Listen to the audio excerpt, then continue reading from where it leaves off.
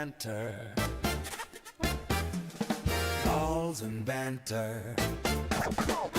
No excuses, just win, win, win with your balls and banter.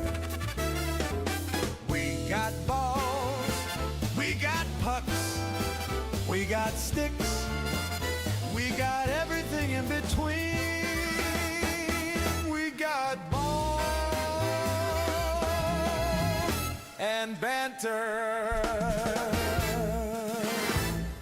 What is up, folks? It is Tuesday. We're doing the intro again. Bring it back. It's Tuesday. Hope you're having a great day. Hope it was a good weekend. Nate out today, dealing with some crazy migraine stuff. Hopefully he's feeling better. But Tommy Boy's here in his Buccaneers shirt. Sir Tom, how are you doing? Yes. I love that shirt. I'm doing well. My perfect attendance record is still intact. It is. I'm muted. No, you're good. We got you. Okay. Everything about you is very reliable. Tom, the only person who could do no party affiliation yesterday.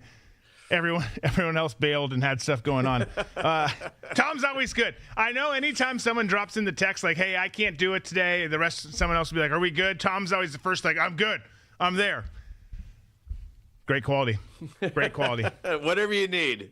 So we're going to start off with some great news today. We might just stay here and just talk about this and just call it a show. Not really, but I want to because I think it's awesome. You maybe seen this on social media, and get ready to turn the nostalgia meter up. The video and audio is not perfectly synced in this. This is not us. This is how the video came out in the CBS report or whatever. So, but the news is still the same. Listening to this local report, you're going to like the picture right out the bat of this old school Pizza Hut. And moreover, what's coming. Take a listen. Familiar red roof catches the eye. Inside, the vinyl booths, Tiffany-style lamps, and yes, the salad bar you may remember from decades ago. I mean, it's amazing the comments we have about they have the red cups. Yes, we do. Tim Sparks got his start working at a Pizza Hut that looked like this. He's now president of Dayland Corporation, which owns this franchise and more than 80 others around the country. They've redecorated many restaurants to rewind the clock. It looks exactly like the one that I remember from when I was a kid. Yeah, that's what we were after. Some Pizza Hut classics are now top-performing locations. Customers show up for a piece of their childhood. It just brings back memories. To share with their own kids. When you finally find something that tastes how you genuinely remember it tasting, like you can't let it go. People come from 2 and 3 hours away, and I'm not making that up. More restaurants are serving up nostalgia. Franchises like Burger King and KFC return to old school logos and packaging in recent years. At Pizza Hut, they even brought back Pac-Man. But for Sparks, this is much more than a game. It's a mission to rebuild places where families can connect. If we can get them in here as a family, they do tend to put their phones down and actually have conversations and speak with each other. I'm not going to tell you I know how to fix the world, but I do think that family is a good place to start. He hopes to renovate more of his restaurants as long as he can find enough of those lamps. They're hard to get? Yeah, they're almost impossible to get. A familiar taste. Well, cheers. Cheers, though. Bringing people together. Just like I remember it. Again. I love it. I love everything about it. The memories of post T-ball, post hockey, post whatever, going to the old school Pizza Huts that looked just like that are so awesome. You can get salmonella or E. coli or whatever you get from salad bars again. Like this is great, which is a great weight loss technique, folks. I mean, just don't rule that out. But honestly, there's so many things I feel like that we still got a lot of things to work on as a country. Absolutely. We still all hate each other. There's lots of division. I get it. But there's a lot of like wins and nostalgia things coming back. And I think this is one of them. I mean, you got the red roof, you got the patented like look and feel, the stained glass lamps, the red plastic cups, the checkered tablecloths, salad bars, arcade games. I really like this. There's 80. It's not all Pizza Huts. It's 80 locations. But this is I think this is great news. Tom, what do you make of it? Oh, I am totally in favor of this. I love every moment of it. And I think one of the things that I've seen when you look at civilizations that have collapsed, the first things to go are art and architecture in particular. And we've gone through the last 20 to 30 years of everything just being like these block housing units where you just go in, you get food. It doesn't feel like there's anything special to it. So this rebrand of Pizza Hut, I think, brings back this sort of sense, okay, it's still fast food, but for us Generation Xers, it's a reminder of winning a Little League game and your parents taking you there because you won, not because you participated. Those beer glasses with the, those teardrop-looking beer glasses with the Pizza Hut logo on it, and the smell of cigarettes wafting through the victory party is just something that I think is really needed right now in our country. I agree. I mean, just slap this graphic up, Matthew. This is just more of what was in the video. But you can see someone has highlighted all this stuff, the arcade games, the personal pan pizza. That's what you got. Hey, little Johnny, you had a great game. Your baseball team won. Your T-ball team won. You get a personal pan pizza, and you get to run around with your friends and play some games. Well, Dad and the others, have a pitcher of beer. Like this is – it's just freaking out. Even right down to the book it thing. I remember they used to have the book challenge and so many of the things – I love it. I hope that I know we won't get one in my particular town, but I hope that in Jack's Beach we get one of these and that the hooligans don't run it over and ruin it. But like that would be, which won't happen when Tom's mayor. But Tom, I mean, if you got to get in touch with this guy and be like, look, man, I'm running for mayor and we need one of your establishments right here because this is the feel that we're going for. Absolutely. That's going to be priority number one on my list of things to do as mayor of Jacksonville Beach.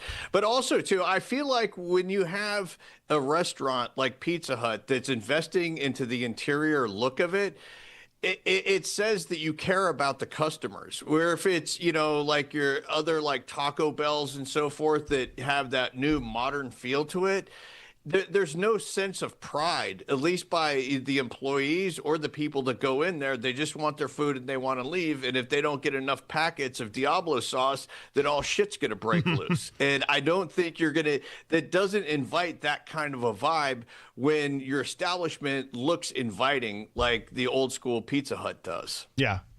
And some people are into that modern look, but like you're saying, like, it's so flat. It comes with nothing. This comes with stories. It comes with memories.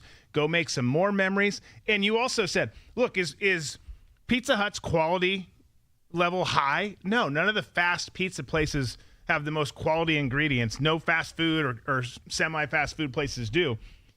But that's not what you're there for. You're not there to be like, I want to have charcoal, cooked crust that's like made from Italy dough. And like, that's not what you're doing. Like if you want to go to an elegant pizza place, go to an elegant pizza place. There's some great ones out there.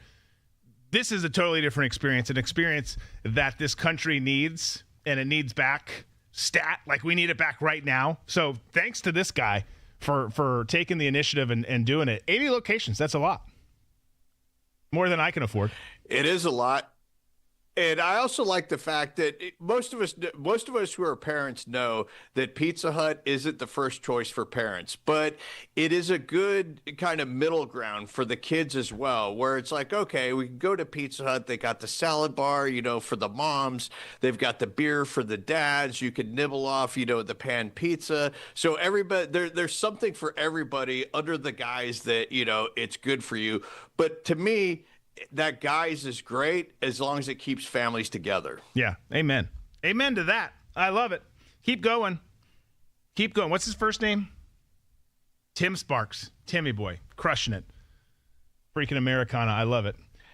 He's the type of guy when I worked on Undercover Boss that we would love to have as one of our undercover bosses. Well, let's bring it back. Is that still going? That's been done for a while, right? Or is it still going?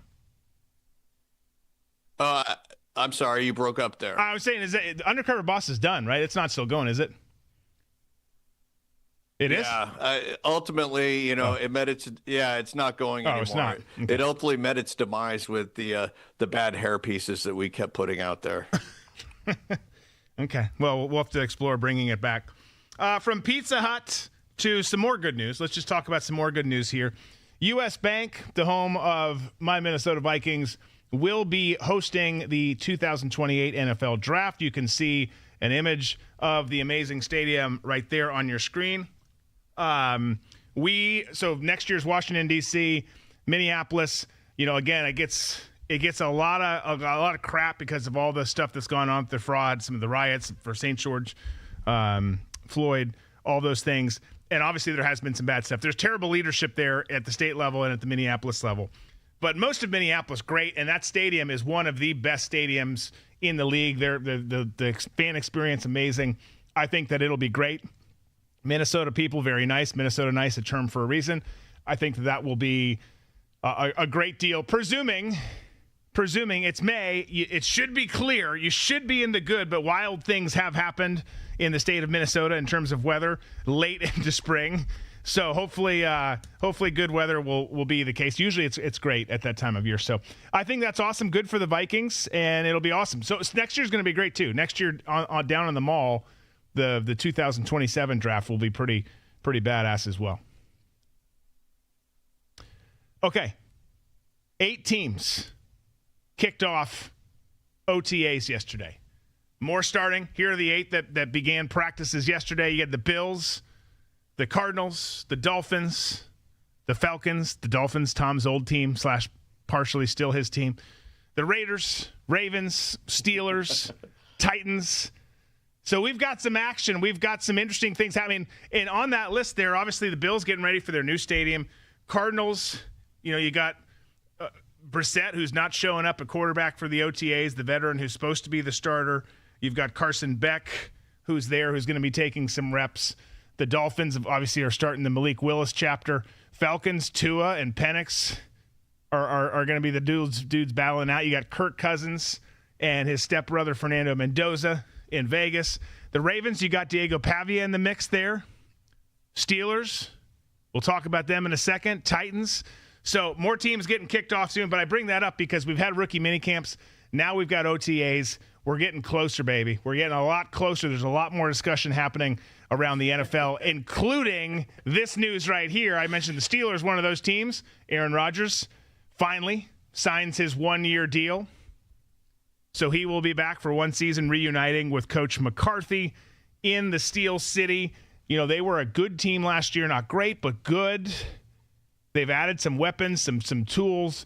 You've got Drew Aller, Will Howard, Mason Rudolph behind him, but certainly a team that needs that veteran presence. And if you can have Aaron Rodgers in your huddle, you're going to choose to do that pretty much 10 times out of 10. So I'm excited that football is getting going. I'm not a Steelers guy, but I respect the hell out of the Steelers organization. Happy for you guys that you've got a veteran quarterback and presence like Aaron Rodgers who can lead you into this 2026 season. Tom, what are your thoughts? I'm just excited to see my Miami Dolphins just come back into this season with my hopes, my dreams, my expectations to be foiled on week 3. But okay. When it comes to Aaron Rodgers, I kind of feel like, is this the last hurrah?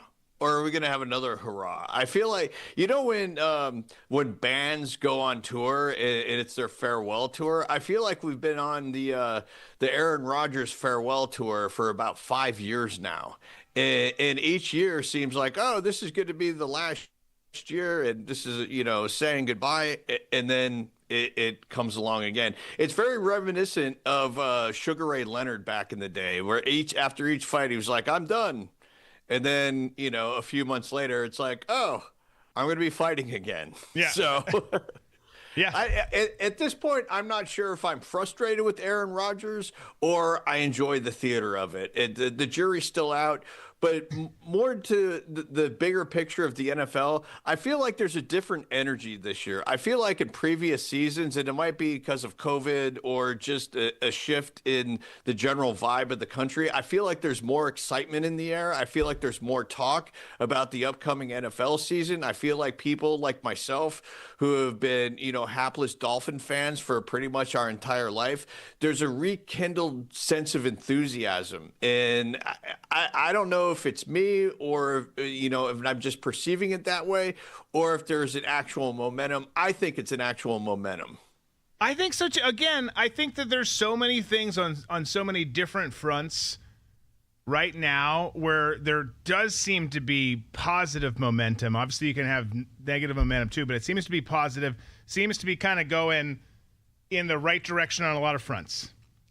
And I'm pumped about this season. There's great things. The NFL is getting some things right. They've gotten a lot of things wrong. I know there's a lot of people who abandoned the NFL years ago. They still have an amazing product on the field. They've tamped down some of the other stupid stuff they do. They still do some dumb stuff. But yeah, I think there's a lot of excitement going into it. I'm pumped. And the nice thing for you as a Dolphins fan, especially this year, like I'm not saying this to pick on you or the Dolphins, but the expectations are way down here. So like anything above is great. Malik Willis gets going. HN gets going. They get some good things. He is a wild card, Malik is, with his feet. What's to say? I mean, the Jets are terrible. The Bills obviously really good. Patriots really good. So the AFC East still a tough division to crawl out of when you've been kind of at the bottom of the hump like the Dolphins have been lately. But speaking of the AFC East, is Vrabel out? No, he's still there. Okay. Because a couple of days ago, and I didn't get a chance to confirm it, that, he's stepping away and he's going to sort out his personal life. And I didn't think it was true because I didn't see it pop up on any other feeds. But I got to think with what's going on with Vrabel and all the slow drip that we keep seeing of he and Diana Rousini's relationship, I see as good as the Patriots are, I don't see them. I don't think they can pull it together. Well, there's a lot of off the field stuff going on now. You had off the field stuff last year towards the end with Stephon Diggs, who of course was acquitted, but he's no longer a Patriot. So you've lost a very productive receiver for a young quarterback in Drake May. When you're a young guy like him, you need a good offensive line and you need some weapons. That helps make things work. Obviously, you got to have a good run game too. But I think it's going to be tough for them to repeat what they did last year, just on face value alone. And then you add in the fact that now there's this controversy. A lot of the players, Drake May included, have come out and supported Vrabel. But of course they're going to do that. And I'm not saying that not all of them do. Some of them I'm sure do. And you should. Like, you should hope for people to get better, get past mistakes, show some grace. But everyone's human. So at the end of the day, there's got to be some people in that locker room who are like, what the hell is going on here? We got some massive distractions. The Kraft family is, I don't know what they've said internally, if they've been with him lockstep the whole way. I would think so. Certainly Robert Kraft, he's done some pretty shady things too. He just wants to win. But it's not great for the locker room. For sure. Right. And also, I don't know if you're a head coach going through all of this, could you really compartmentalize everything without it affecting your coaching staff? I think it would be tough. I mean, the amount of hours that NFL coaches, not just the head coach, the entire staff, and major Division I college football, the hours that people put in are insane. Like, they just sleep in the office a lot of nights. Like, we're not coming home because the expectation to win and the stress is so high. Yeah, I don't know how you pile any other stress on to that super full plate. I mean, I know just personally, not dealing with what they deal with, there's so much going on. When something big gets thrown onto my plate, it's like, holy cow, I can't handle this right now. Like, I don't have the bandwidth to take this on. That's a big thing. That's a big extra chunk of bandwidth that he's got to deal with, because Lord knows what things are like at home right now. To your point, all the extenuating circumstances make life really freaking miserable. I bet his blood pressure is through the roof. Right. I mean, we're only in the spring, and we've already seen photos of Vrabel and Rousini being 7 months pregnant, going boating together. I mean, if the amount of photos, if the photos haven't stopped, who knows what kind of photos and videos exist that we're going to see a slow drip of leading up to the season. Because, as you know, there are so many Patriot haters out there, especially in the media community in Boston. Holy smokes. I can't imagine if there's anything else that's being sat on and waiting to be released closer to the season kickoff. Yeah, and that would be a crusher. I mean, you you have him walk away or be let go. I think it would be presented at least as walking away if some big file or media dump dropped. But that screws up your season. Having an acting head coach, having things in disarray, that's really tough to get over as a locker room. It can be done. It can be done for sure, and it has been done. But it's not the way you want to start your year. You want to start on a positive foot, and it's going to be hard for them to do. Even if he stays, I think it's going to be hard for them to do. But we'll see.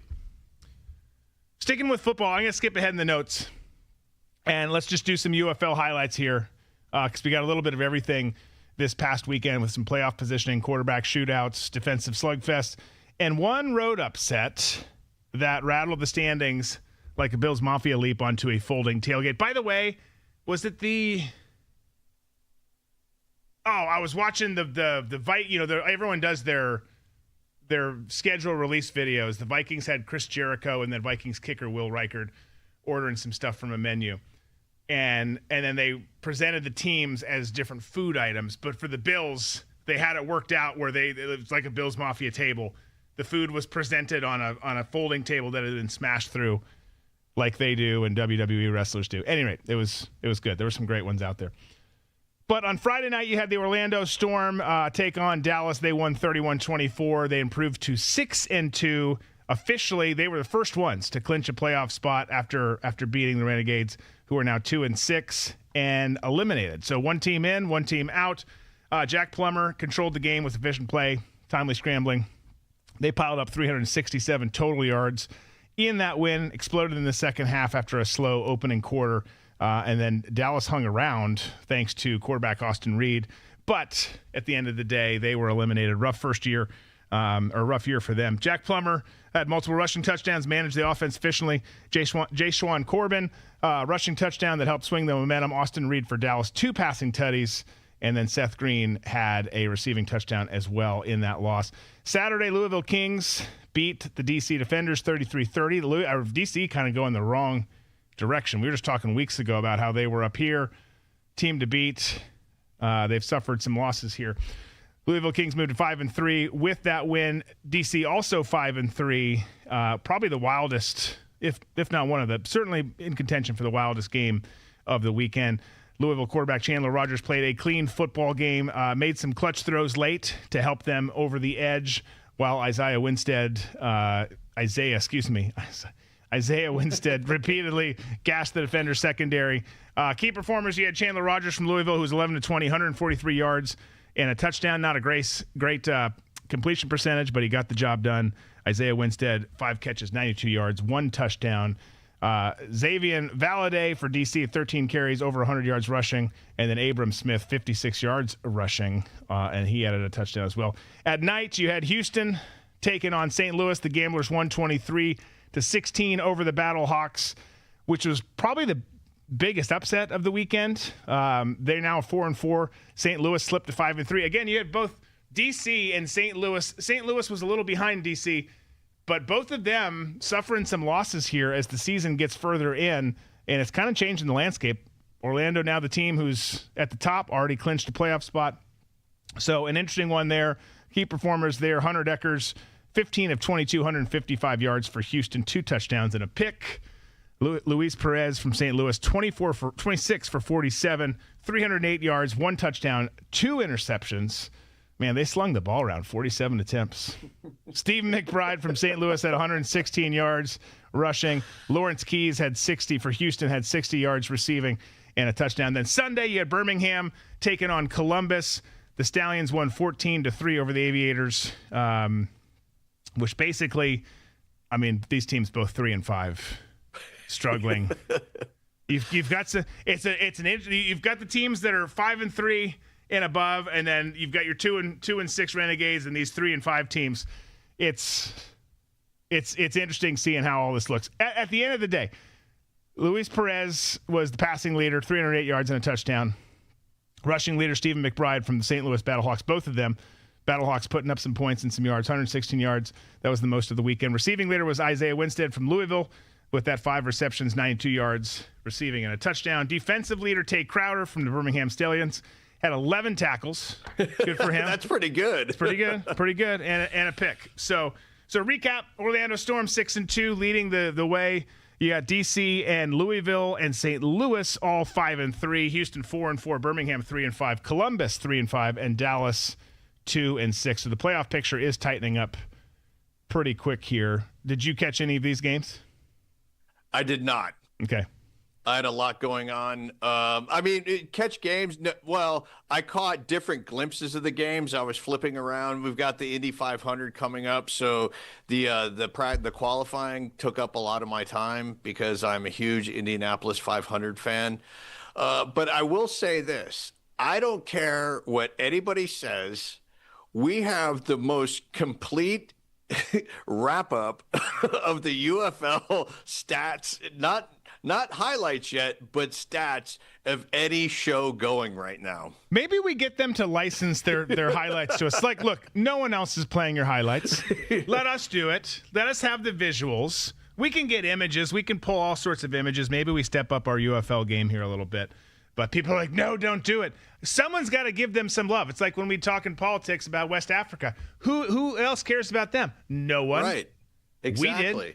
We did. Did we mock them in our opening bit for it? Yes, every time. But we still talked about them.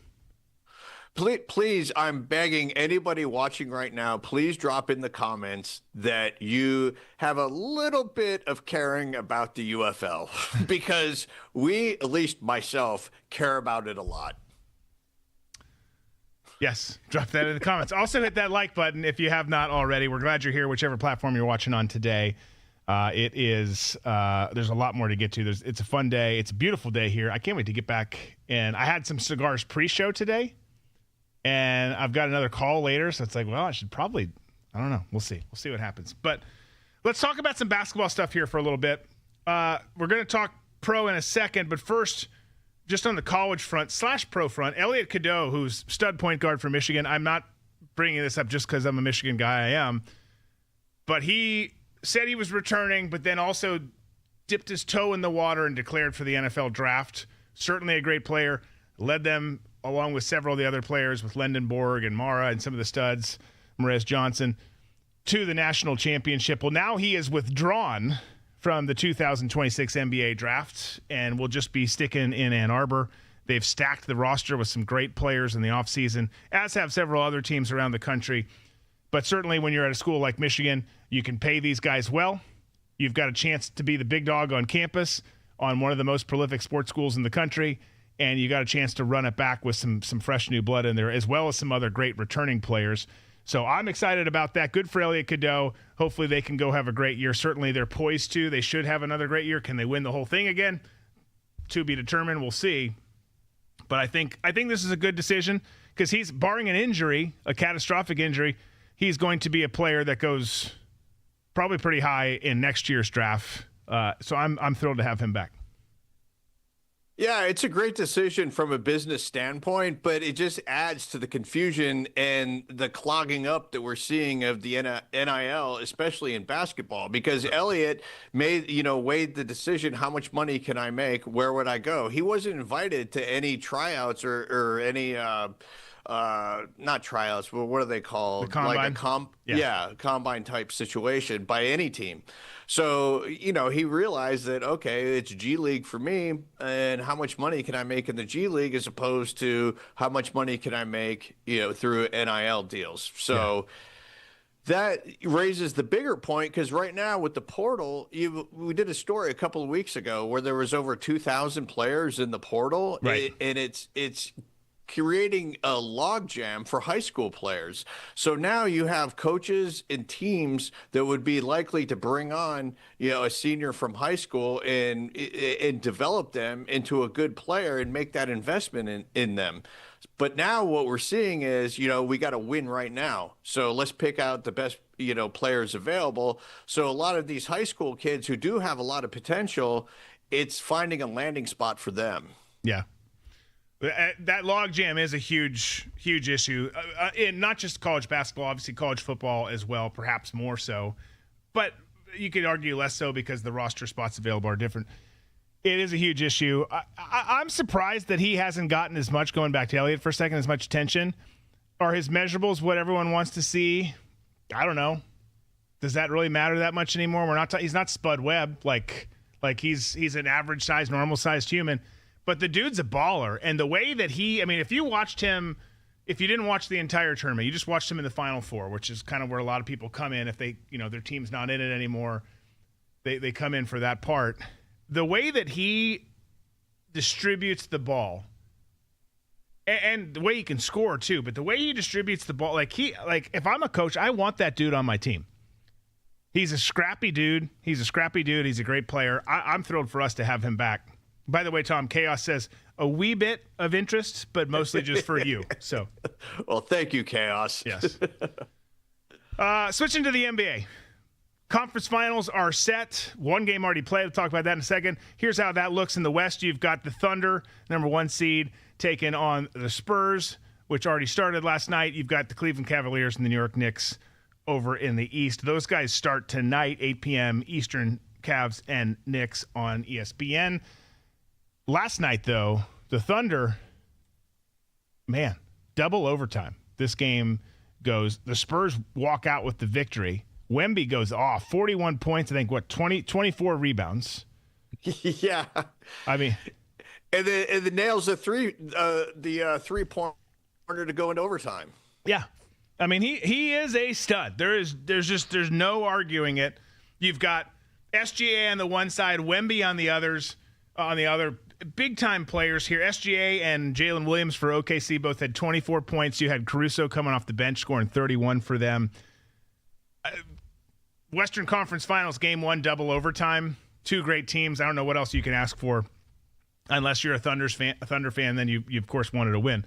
But that's going to be a hell of a series. Both those teams are stacked, and they're both really hot and playing good basketball right now. They are, and if I were a betting man, which I am not, I haven't, as much as I thought OKC was going to run the table all the way to the championships, to me, last night's game showed a little bit of a flaw, and a little bit of the shine was coming off them, and I feel like the Spurs right now have the momentum, and it's going to be tough for the Thunder to come through this. I have a feeling that it's going to be the Spurs in the end. I think it could be too. I mean, they're certainly talented and deep enough. By the way, I think they have 2 first-round picks this year. It's like the rich just keep getting richer. But they're deep enough where they can obviously swing this around. It's just one game. But I agree. The Spurs are, I think, the hot. I mean, that said, the Knicks have been really damn hot too.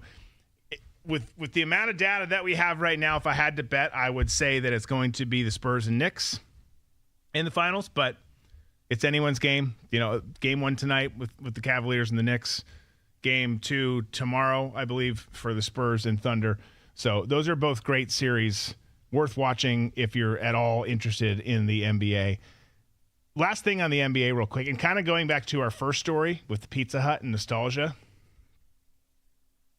This is the kind of stuff that I need to see. So this is the current Minnesota Timberwolves uniform. There's, of course, the Anthony Edwards. Not a bad uniform. Not amazing. Not terrible. Pretty clean. It's been serviceable for sure. So we're currently there. It's hideous. Okay, I'm just trying to be gentle with it. There's worse ones for sure. There's worse ones for sure. I don't know. That is about as generic as you get. That's like walking into one of those Pizza Hut, KFC places. It's just generic. It's like, hello. What did I see the other day? We're driving. My wife and I are out driving by Town Center, and the Wawa there. There's a bunch of different things. There's all sorts of crap at Wawa, and it had on the sign KFC something, and I don't remember what it is, but it was like a portion of like a side thing to KFC, but it was the KFC logo. But it was different. I was curious what it was. Like I was not going to go in and. Was it Taco Bell? No, but it was like part of the KFC logo. It was like KFC something, and this makes the story terrible because I can't remember what the word is. But I was like, what is that? They have like an off-brand, or like a. I don't like it when franchises mix like that. I'm very opposed to franchise mixing. I would agree. I don't like franchise mixing either. That's a different conversation. It's the panda of fast food. And for all of you out there, I have a new conspiracy that pandas aren't real in the wild. He texted that the other day. I was like, oh, man. They're not. There's not one thing about the panda that would lead you to believe that it could exist in the wild. It only eats bamboo. It's fat. It rolls down hills.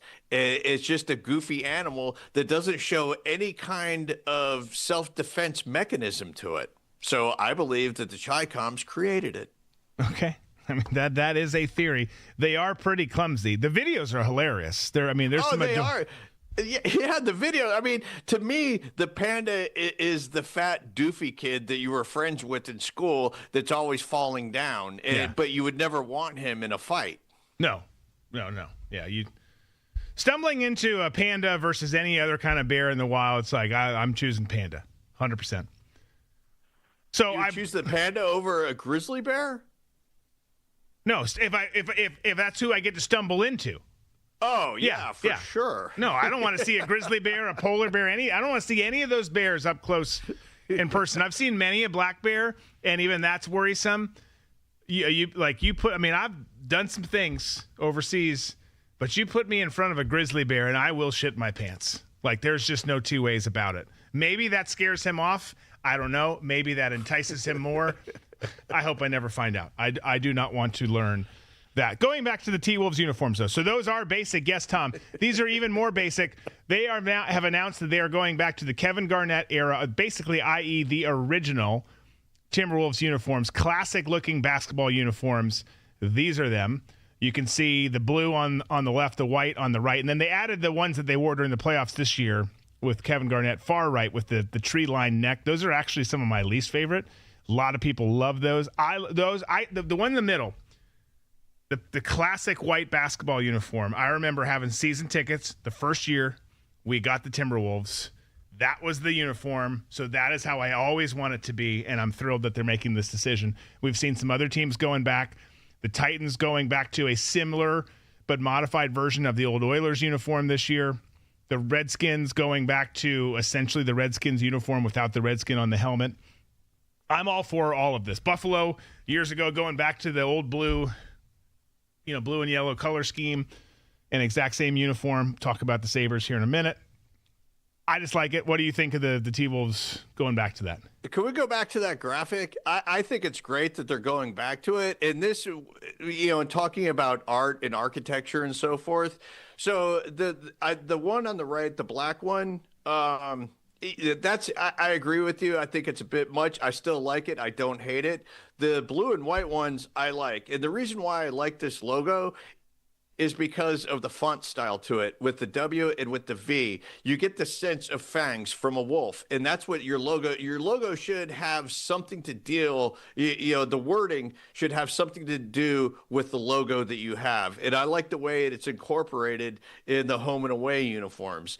Again, I don't hate the black jersey. It's a little much, but I still like what they did with it by putting those points in there because I think it helps accentuate the Timberwolf feel to it. Yeah, no, I agree. I think that they're good uniforms. I just am such a classic person. I know that's not a shock to anyone listening to the show or you, but I feel like basketball uniforms should be I love that.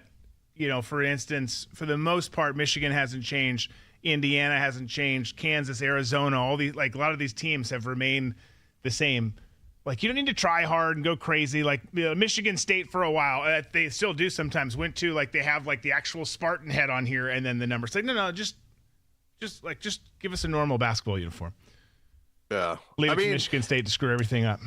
Well, one of my favorite basketball jerseys is the old Washington Bullets with the arms up in the air and the ball. I think that's a classic one. That is a classic one. Well, and obviously UNC, Duke have always been the same. There's so many good ones. The NBA, the Lakers have stayed pretty consistent. The Knicks have stayed really consistent. They've got some other uniforms they work in, but their main home and away. Yeah, just keep it classic. Keep it classic, baby. Well, I'm all for trying new things, but I think if you keep the originals, and let's go back to the Miami Dolphins. The Miami Dolphins absolutely crushed it in 1966 with their logo. And as much as I'm opposed to the new logo, I don't mind it if you would just bring it out once in a while. I understand the merch perspective of it. Just, use it for special games, but then go back to, what put you on the map to begin with team logos. Absolutely. Like, in the NFL, they have their color rush uniforms and they have their throwback weekends, which make the throwbacks the everyday ones, and then work in some fun ones. I get you want to sell jerseys. I get you want to do that there's a merch play, a finance play, but just make the main thing, and then add in everyone wants to have a black uniform. Okay. I wish not everyone had to have a black uniform, but that can be one of your alternates. Keep the main uniforms, the ones that all of us who keep funding you grew up loving and want, especially the Dolphins. Well, I mean, just look at the Bucks. I mean, look at this jolly guy. I mean, this was perfect when it came out in 1976. I understand the whole idea with the skulls. I do like skull artwork and everything. But this, having the actual Buccaneer with a knife clinched between his teeth, to me, that's a lot more intimidating than it is a skull with a flag hanging off it. Well, and it's a fun, unique color. Like, does everyone love it? No. But does anyone else have the creamed orange? No, they do not. So you go different. I think the Bucks pirate flag, like, I get it, you're a Buccaneer. That looks like a create a team in Madden uniform or like a high school team. Their uniforms are fine. The logo itself, I think, is compared to what you're wearing on your chest there. It's undeniable, but that the old uniforms are better. Switching to the ice. Man, Buffalo, let me talk to you. We're in the same camp, Buffalo and Minnesota. We live the same life, cold as shit weather, teams that rip your heart out and kick you in the nuts, not just once, but repeatedly, hand on shoulders, alternating feet so they don't get tired, but your nuts get really sore because you just get the shit kicked out of you. It's terrible. And they had a remarkable year, went to Game 7 in the second round of the NHL playoffs, go to overtime, and lose on really just a very basic average goal last night to the Canadiens in overtime. It was hard. I wanted the Sabres to go on. I feel a kinship with them. And then they go out on just a pretty weak-ass goal. Goaltender got screened a little bit, so lost some visibility.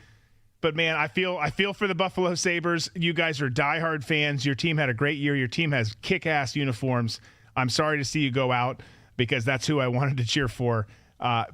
Great game, great series. Man, just a hard way to go, though.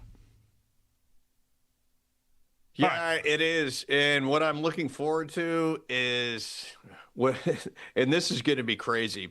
I think it's going to be the third or fourth year in a row if a Canadian team makes it to the finals. I have a Canadian friend who I've worked with over the years, and every Stanley Cup, we bet a corned beef sandwich. So right now, I'm 3 corned beef sandwiches up, and I look to add a 4th this year. Well, when did you start that? Gosh. The first time that Florida, not the first time, but the first time in recent history that Florida, the Panthers won. Okay. What was that? 2021 maybe?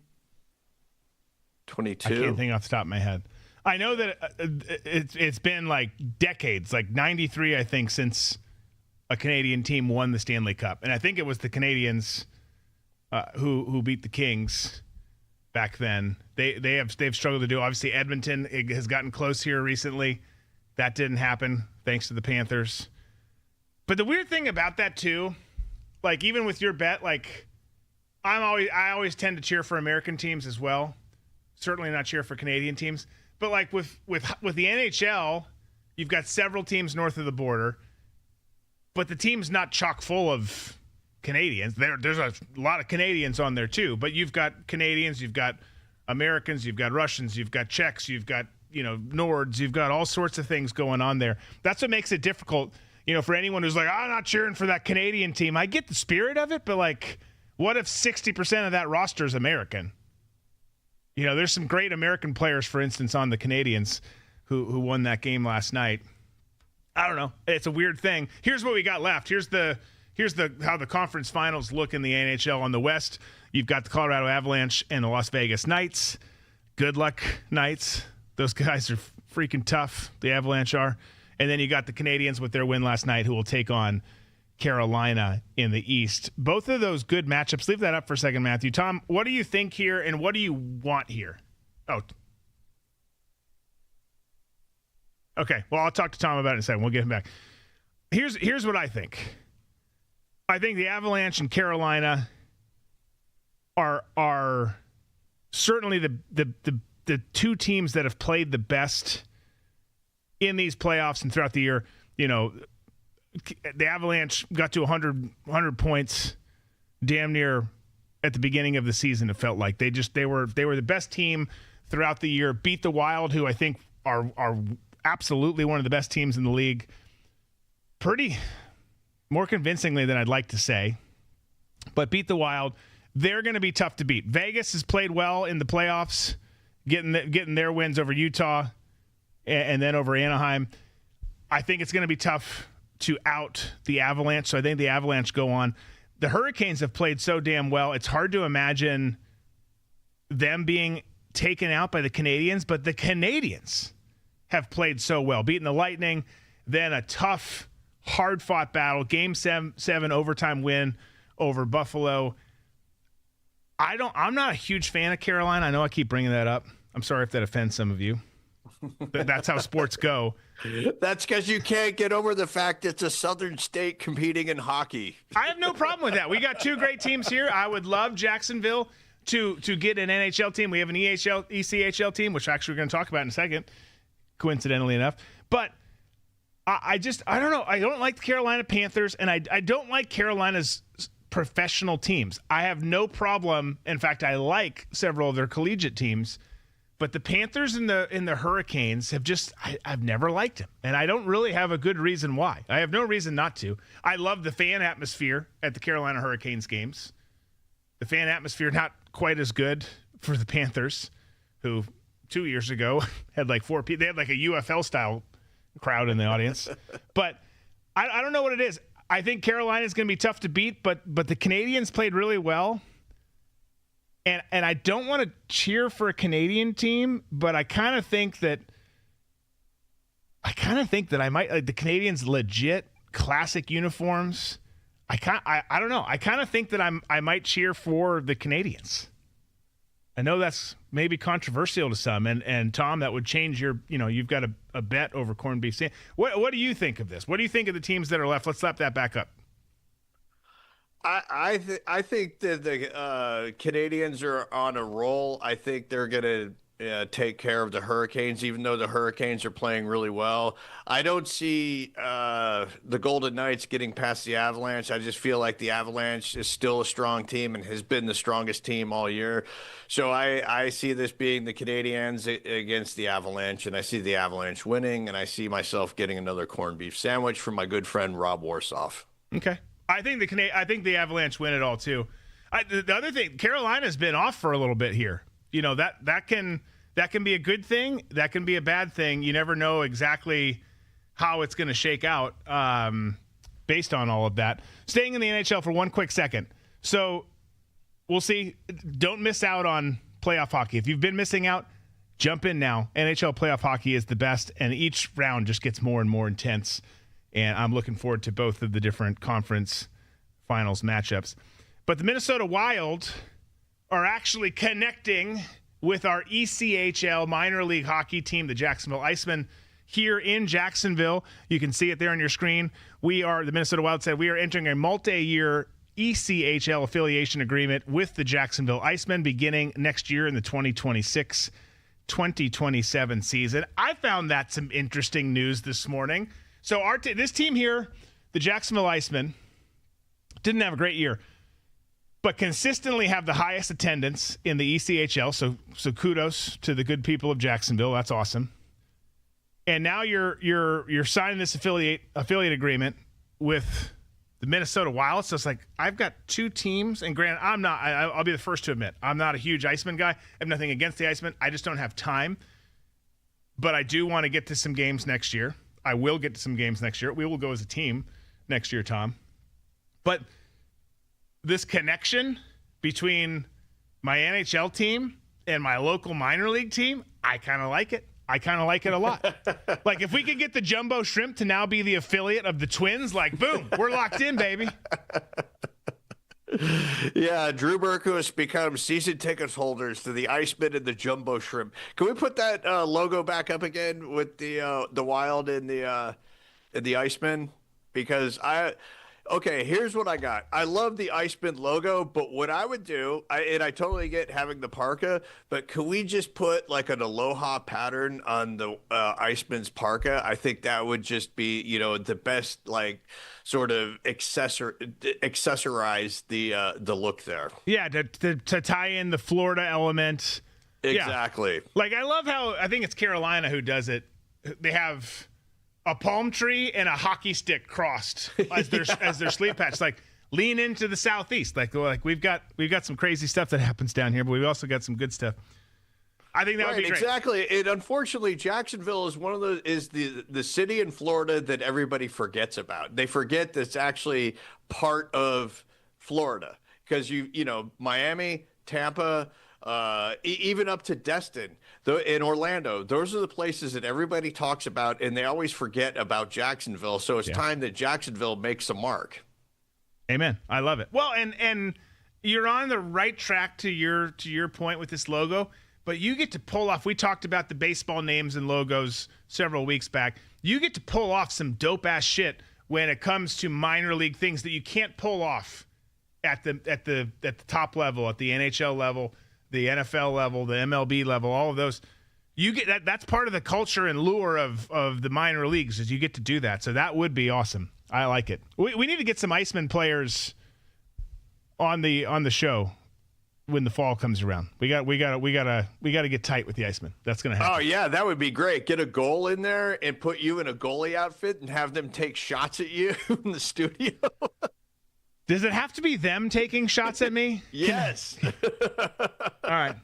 I do want a goal in here. That would be amazing. We need to. We got to find a spot for it. Okay, real quick. The last thing on speaking of the Wild, Quinn Hughes. We talked about Quinn Hughes. He's up for extension on July 1st. Technically has one more year.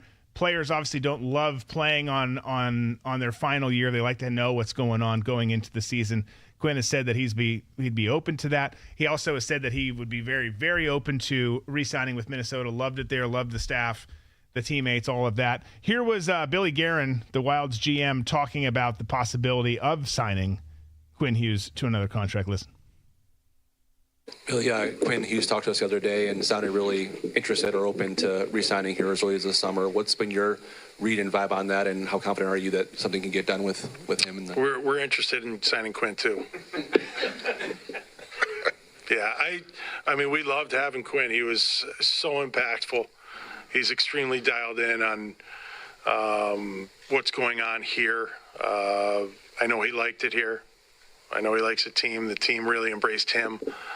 I love having him here. I mean, the impact that he had on our team was incredible. So, yeah, priority one.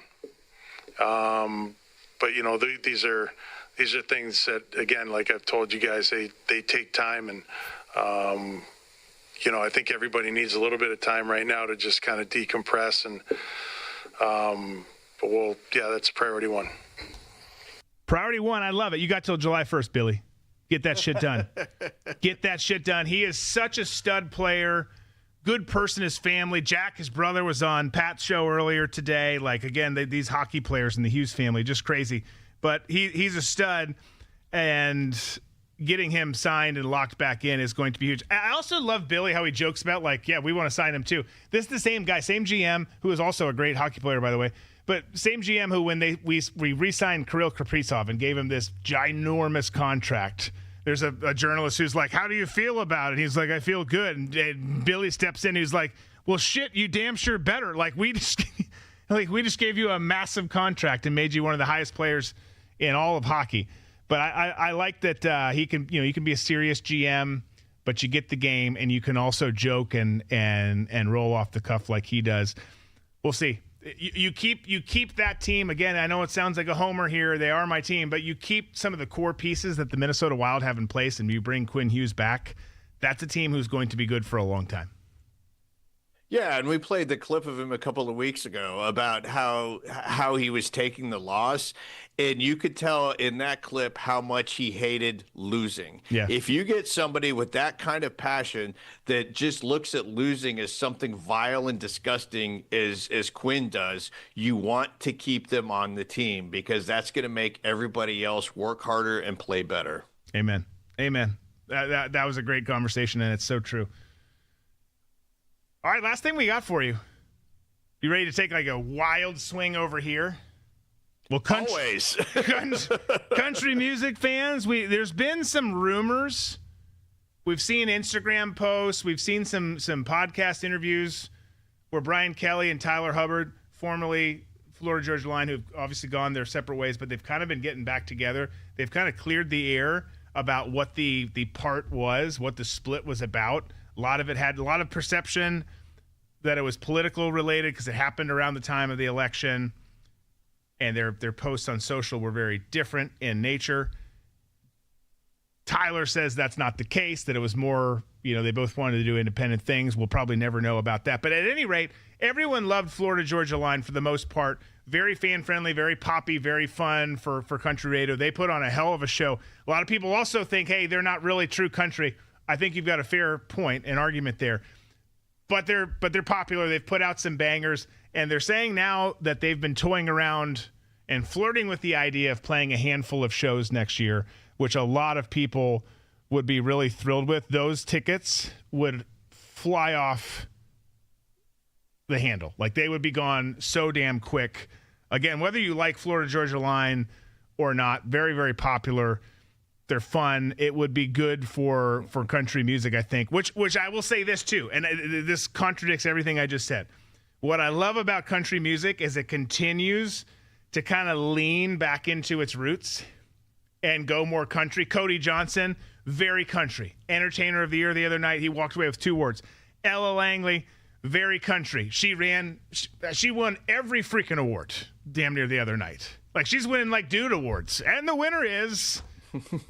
just cleaned it up. Lots of other old school kind of older vibe types that are doing what. Zach Top, man. Zach Top is the most country singer dude I've ever seen in my life. It's crazy. And then you've got FGL, who's very different. But there's a place for both of them. I think it would be cool. And having seen them multiple times and knowing the great show that they put on, I would definitely go. Yeah, I mean, to me, Florida Georgia Line is the Mumford and Sons of country music. They definitely have their own lane. They have their own specific fans.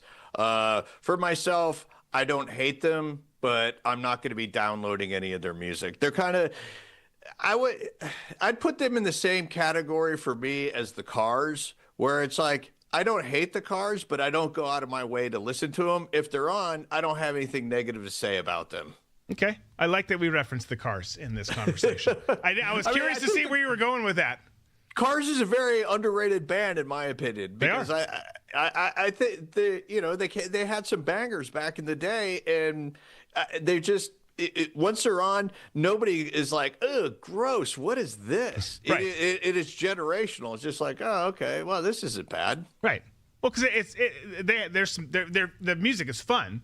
So whether it's your thing or not, it's not like it changed. Like, we could talk about it forever, but yeah, I agree. Well, we'll see. I mean, I think it would be interesting. And again, from a that the record labels and executives are like, please, because they will sell out massive venues and absolutely kill it if they do that. They're sphere bound. Yeah. Maybe they just do that. Few weeks of residency there. Oh yeah. I think it's so interesting too. We're watching with the kids. Sunday night was the ACMs. We split it up into 2 nights because one of our kids is still in school. The other 3 are out, which is crazy. But we split it up, and we love.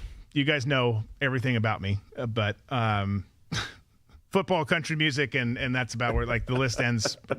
Well, that's not true. I love hockey and others, but so we're watching that, and knew that Ella would have a great time and a great night, and she did. And, you kind of have a sense of how some other things are going to go based on how things have charted and whatnot. But it's wild to me that for the last several years, ever since one of several of Morgan Wallen's incidents, Morgan Wallen is maybe the biggest star in all of music across all genres.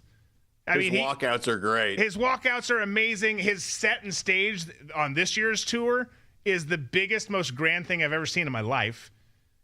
And he puts out like 20, 30 song albums and like they all go platinum. Like it's insane. The dude is on a heater. He's a great dude. He has some controversy that comes along with him. But all these awards groups, the CMAs and the ACMs, got so offended and pissed by his one incident years ago where he dropped an N-bomb with a friend of his, key part a friend of his. And that's supposed to define your entire life? Exactly. He was up for several awards last night. We were like, okay, the winner should be Morgan, but he's not even here because you've pissed him off and you've like thrown him in a corner, even though he's your biggest star in the industry. And it's just the weirdest thing. It's like, what are we doing here? Can we get over that? Like, I get it in the year up. I don't get it because you're just leaning into it and you're leaning into wokeness and protecting yourself, thinking it's the right thing to do, protecting these other people. Like, stop it. Everyone makes mistakes. Get over it. But we're like several years into this now, and the dude still just either isn't invited or doesn't want to come anymore. They're at this stalemate. He doesn't actually win where he should be cleaning house. And like Entertainer of the Year last, I love Cody Johnson. Seeing Cody Johnson in a few weeks, can't freaking wait.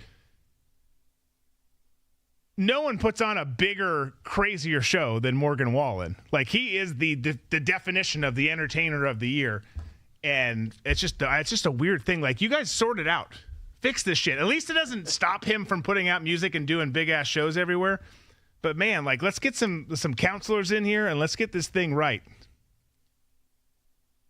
Yeah, it's ridiculous at this point. Like you said, he's a showman. His shows are great. It's a complete package. He's selling out, huge venues. Two nights in a row. There's something to what he is doing. And if you're going to try and harangue the stain over him, and if somebody apologizes, be done. Why do we have to be in this environment where somebody does something unfortunate, makes amends for it, and then doesn't have the ability to move on because people are like, nah, nah, nah, nah, nah, nah, nah. It just that is really troublesome. Then what's the point of an apology? Exactly. There is none.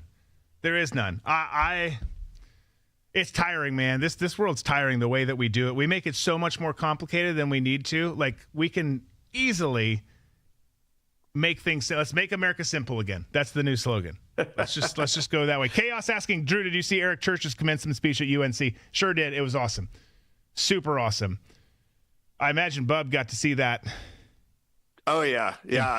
As a matter of fact, my one of my brother's sons, my nephew is the woman that he married. Her mom was Eric Church's 6th grade teacher, and so they're still tight. And Mary Beth was the name of Eric's teacher, and according to Eric, was one of the ones who really encouraged him to follow his desire for music and to perform. That worked out pretty well for him. Yeah, I would say so.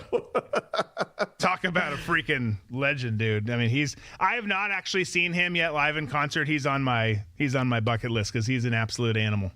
I haven't seen him either, but I've seen him a million times in person at games. Right. Yeah, you've been in the box with him. You just haven't seen a show. I've been on the field with him. Well, can we hook that up and go, let's make a road trip out of it and go see an Eric Church show? I think I could make a couple of calls and get that to happen. Okay. I mean, if not, we'll just buy some tickets. But these tickets have all gotten so insane these days.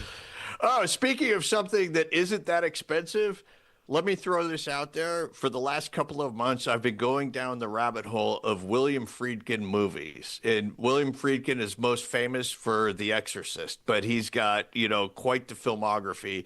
And I stumbled across one this weekend called Sorcerer. Okay. It is not to be missed. It is one. I'm not going to say one of the best movies I've ever seen, but it's a different kind of movie. And what I've noticed with Friedkin in his different films is he always uses people in whatever environment that he's filming in is extras. So everybody, the film takes place in this remote village in South America that's totally poverty stricken. Okay. And you can tell this place is real. And the people in there who are walking through garbage and filth are real people. And in doing a little bit of digging into the film, a lot of the cast and crew ended up getting sick and, enduring a lot. And that kind of suffering comes through onto the screen. It's one of these films that I recommend that everybody see what it's like with old school guerrilla filmmaking that Friedkin did. And one of the reasons why it didn't do so well is because he named it Sorcerer. And this came out in 1977.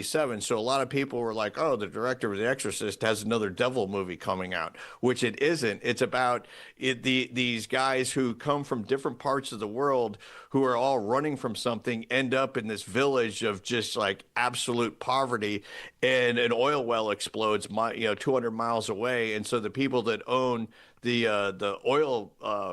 oil field hire these 4 guys to drive 2 trucks filled with dynamite that's deteriorating. The nitroglycerin is dripping, so it's a pretty, daunting task. And they have to make their way through the jungle to deliver the dynamite. But the name Sorcerer is one of the names of the trucks that they, when they painted on this side of it. I was going to ask 2 things. I was going to say, why is that the name? And then also, if someone doesn't want an Exorcist-like experience, is this totally different? You answered all those questions. Yeah, he was kind of bummed out that he was like, in retrospect, I should have, not named it. But in doing the background, he went to like the Philippines or something to do background on trucking or I think he went to South America to look at all the trucks. And they were all, as you know, we're all decked out and they have things painted on the side. And Sorcerer was one of the ones he saw, so he used that for the inspiration for the title of the film. And also it came out a month after Star Wars did. Yeah. So in 1977 it was all Star Wars, the entire year. So it's one of those films that came out absolutely bombed, but has developed quite the cult following. Roy Scheider stars in it. He gives one of the best performances of any actor that I've seen in any film. That dude brings it in this movie. Okay. I'll have to check it out. That you've actually compelled me. That sounds interesting. Sometimes you bring these up, it's like, nope, this is where we depart. Like we're on different planes here. That one, that sounds good. Well, the 4 people that come together, you've got an assassin who kills somebody in Veracruz. You've got a corrupt businessman who's about to go to prison in Paris. You've got a small-time crook in Roy Scheider who